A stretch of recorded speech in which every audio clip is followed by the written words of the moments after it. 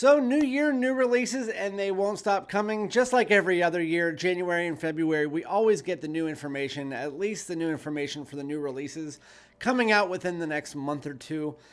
Sometimes it takes a few months for them to roll out, but usually when you start hearing about them, you'll see them in stores within the next week or two. Just like I did a video, I'd say probably a week ago, 2 weeks ago, talking about Dior Homme Parfum, the new Stronger With You, and they're all starting to roll out to the stores right now. So I'm not going to be including them, but we also have the new Polo 67 EDP with no information yet. The new Givenchy Gentleman Ombre. Go check out my other video if you guys want to see any information about that. But I just got in a bunch of information about new fragrances. The only one that I won't be doing a full breakdown on because we don't have the information for it yet is Azzaro Forever Wanted. It is an all gold bottle version of the Azzaro line. I don't know anything about it. I just know it's coming out, so guys definitely prepare for that. But today we're going to be talking about 4 or 5 new releases that are going to be coming out over the next month or so. So without further ado, let's get it.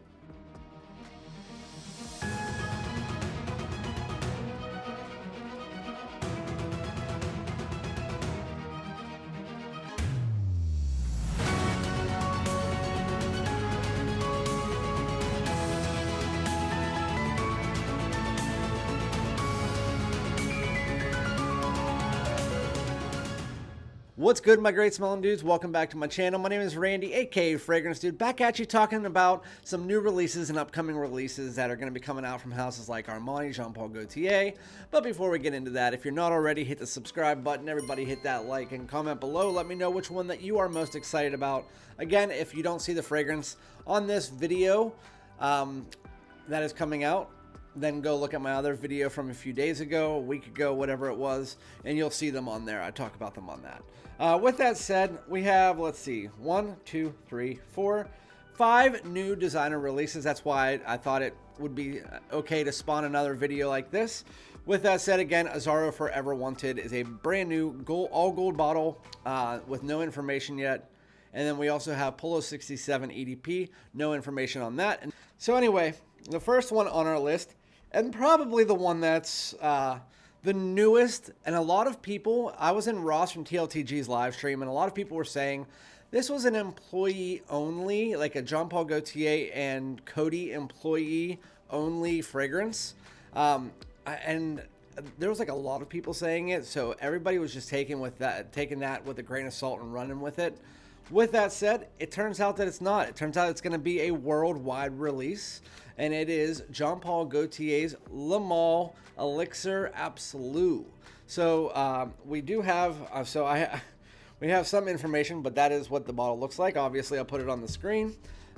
With it, that said, not much of a note breakdown. It's top notes of lavender, mid note is plum, and base note is tonka bean. The original Le Male Elixir is really strong vanilla lavender, very powdery, not something that I love. I know a lot of people love it, but I think it smells nice. It's just way too strong for me, and you guys know powdery vanillas and me.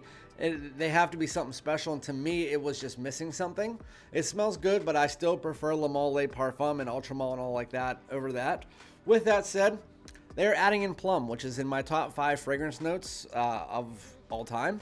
And so I think that this fragrance, I've said it a million times, if you take a vanilla fragrance or a toffee fragrance like Most Wanted or like the Le Male line, something that's simplistic, and just add a little bit of fruit, whether it's plum or cherry or even something like leather and cinnamon, it can really change the complexion of the fragrance.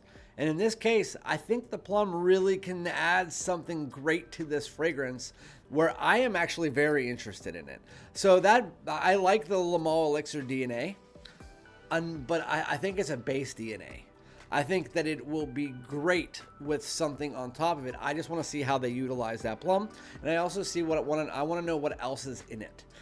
So I can't wait to try it out. I'm definitely going to try it out. I'm going out to the mall tonight. Probably won't be there yet. Well, we'll see how that works out. There's a new store called Von Mar that is in my mall, and they do get a lot of the new releases soon, so quicker. So we will see if they have it.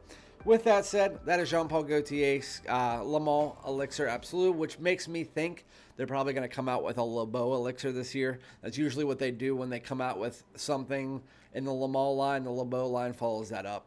And they didn't do the Elixir last year, so I think that's going to come this year. With that said, the next one, probably the most hyped, or the one that you don't care about at all, which for me, I'm worn out on the Acqua Di Gio line. This is Acqua Di Gio Elixir. I mean, we all knew it was going to come. Everybody's copying the Elixir. This is going to be the follow-up year of the Elixir, because last year was the year of Elixir too. But the top notes are bergamot and nutmeg. Mid notes or heart notes are aquatic accord, violet leaf absolute, and the base notes are patchouli, vetiver, and leather. It does look like they're doing and following in the footsteps of Dior Sauvage Absolu, where they're adding in some spice and some darker tones. So you got the leather, you got the patchouli, you got the nutmeg, and so it still has a lot of that Acqua Di Gio DNA. What I don't like is the bottle. I don't think that they should have went with a smaller bottle like Sauvage did, because Sauvage, Dior, they came out with Sauvage Elixir and with a small bottle, and then they realized we need to make the bigger bottle too. And so they did that. They came out with the 3.3 ounce like 6 months later. I have a feeling they're going to do the same thing with the Acqua Di Gio Elixir. It's just coming out as a small one so they can make some money on less fluid, and then they'll come out with the bigger bottle later. With that said, I think that is it going to be a cash grab? This time I don't think so. I think adding that nutmeg and leather, depending on how they use it, I really don't hope they just do 95% that Acqua Di Gio DNA and then add a little bit under here like they do usually. I really hope that they really focus on that nutmeg and leather mixture and whatever else they might be putting, maybe some resins or something. I hope they do, but here's hoping. Armani has never been one outside of like their specialty lines like Stronger With You. They've never really been one to jump outside the box. Their most is Acqua Di Gio Absolu, and it's not really that far outside of the box, really. With that said, Acqua Di Gio Elixir. Let me know if you guys are excited about it. I'm iffy. I'm going to try it, but Acqua Di Gio has really been a line I've been worn out on because I wore it since I was so young that, I still love a lot of the fragrances. I have a few in front of me right now. Profumo and Absolu, my two favorites. But I also like Profondo Lights, Profondo. You can't really go wrong with them. The next one is the new Valentino. It's another Born in Roma. It's Valentino Uomo Born in Roma Extra Dose. Stupid name. Just like the new Azzaro, Forever Wanted. What's next? Wanted by Morning. Anyway, so the Valentino Extra Dose. This line is up and down. I really enjoy it. Most of them smell good. The only one that didn't was Green Extravaganza. I think that one smelled like crap. And that was actually I usually don't think designer fragrances ever smell bad. I felt like that one smelled bad. But this one, ginger, lavender, and vetiver, doesn't give you much. I really hope that if it's an extra dose of the original and not an extra dose of the intense. The intense to me was already fine as it is as far as being a little bit extra.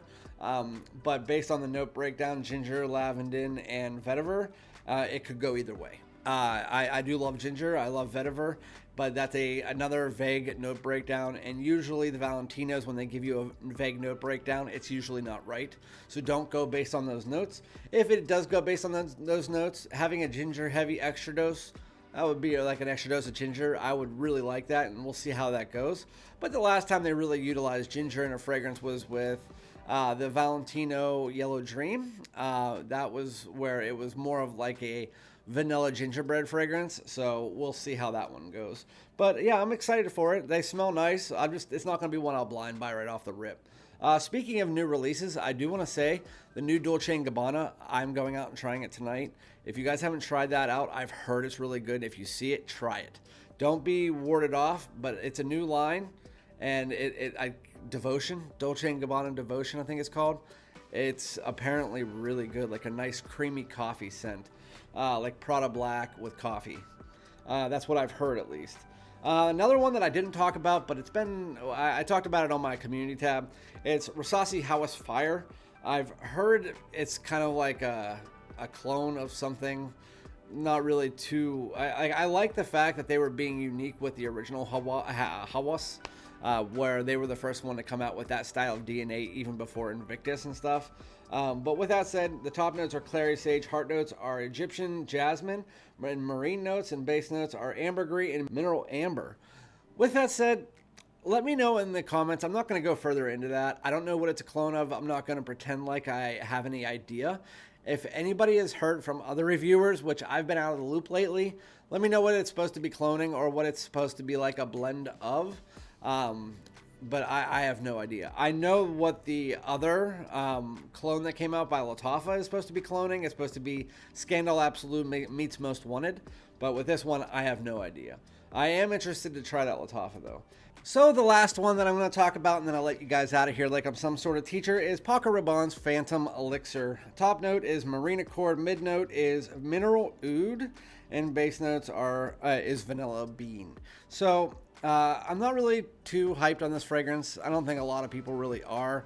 I mean, I know a lot of people are like, yeah, I'll try it, kind of like the way I am, but it's not something that you jump for joy for, the Paco Rabanne Phantom fragrances. The original one really left a lot to be desired.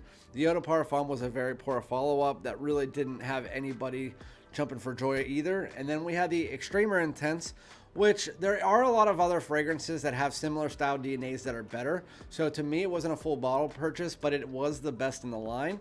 So maybe we're creeping up to be the best one with the Elixir. But 3-note breakdown, you can't, that seems to be the trend nowadays, so you can't really tell much from that. But with that said, it looks like it could be something unique. If they do the vanilla bean right, because vanilla bean, I mean, when it comes to vanilla, I like the balsamic vanillas, the vanilla beans of the world. I've never been a fan of powdery vanilla, and it seems like if they're really changing it to vanilla bean, they have, I don't know what Mineral Oud is, and then Marine Accord, adding a marine touch to the fragrance, a little bit of freshness, a little bit of green. It seems like it could be something unique. I don't know if they're going to be changing the DNA that drastically and trying to fool us with the 3-note breakdown, but we will see how that rocks out. I mean, the bottles are cool. This one is the robot bottle with all black on top and silver on the bottom, while the one that just came out last year was the black and blue. So, I mean, it'll be something to check out. Definitely not a blind buy. I don't think anybody in this entire chat, I mean, if you love the line for some reason, that's great. It seems it's more of like a teenager line. Doesn't seem like it's something, which, I mean, robots, I completely understand. With that said, even teenagers, like my nephew doesn't like it. So we'll see how this one rocks. But out of all 5 of these, the one that I'm most excited to try would probably be the Paul Gaultier, the Le Male Elixir Absolu, which this is getting ridiculous. Adding 4 different words to describe a fragrance doesn't make any sense. Obviously, the Acqua Di Gio Elixir and the Valentino, the Rasasi and the Paco Rabanne. If I didn't try them ever, I wouldn't really care. I mean, but if you guys have heard other things, then let me know. But again, go out and try Dolce & Gabbana Devotion. Let me know what you think. I'm going out and trying it tonight with my wife, and I'll let you guys know what I think. Obviously, I'm the reviewer, so I'll let you guys know probably before you even go and try it. So, yep, those are 5 fragrances that are going to be coming out. Keep your eye on, and then also keep your eye on my community tab and my videos. As once I do find these, I will do videos, so you guys will see an updated information. So, hopefully you guys like this video. If you did, make sure to hit that like and subscribe. And again, I'll be back with another one. Peace.